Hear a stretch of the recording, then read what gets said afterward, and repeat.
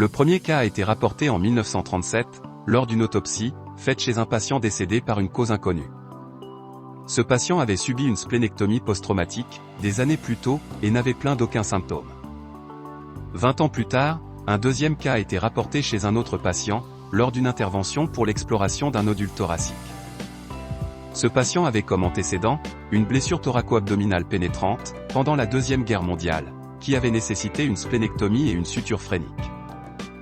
À ce jour, seulement une dizaine de cas ont été rapportés dans la littérature, mais certainement, ces données sont sous-estimées, compte tenu du caractère généralement asymptomatique de cette entité.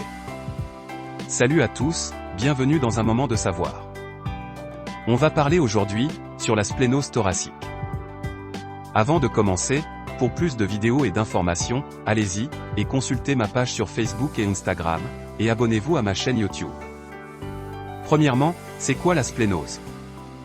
La splénose est une atteinte rare et bénigne, qui correspond à une autotransplantation de tissu splénique, dans la cavité péritonéale, parfois dans l'ensemble de la grande cavité pelvipéritonéale.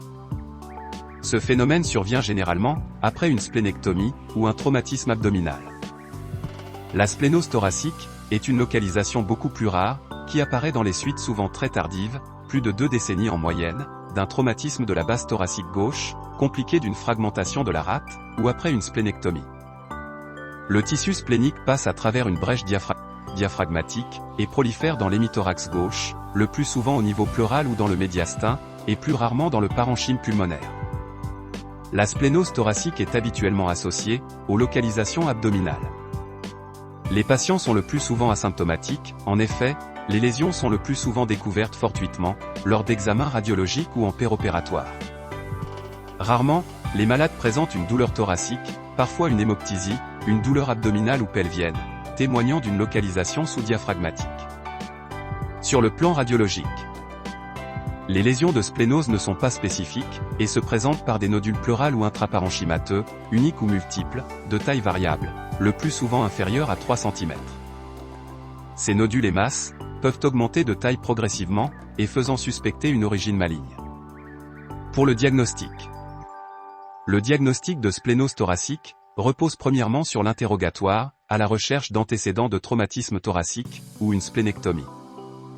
Et deuxièmement, sur la perspicacité du radiologue, qui suspecte le diagnostic, devant, un, ou des nodules hypervascularisés, homogènes, rehaussés de façon intense, et durable.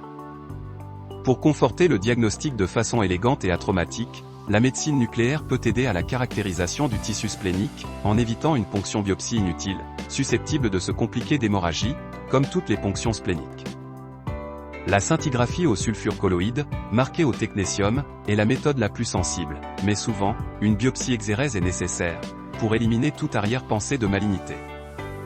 Pour le traitement. La conduite à tenir devant une splénose n'est pas codifiée, mais il est actuellement admis de ne pas procéder à l'ablation totale des nodules, si le patient est asymptomatique. En effet, leur activité fonctionnelle, permettant d'assurer une certaine immunité et de protéger les patients, contre le risque élevé de sepsis post-splénectomie.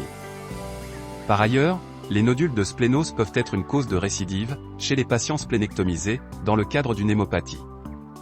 L'exérèse complète des lésions doit alors être effectuée, de même si la splénose est responsable de manifestations cliniques. Merci d'avoir regardé ma vidéo, si vous l'avez aimé, mettez un j'aime. Peace.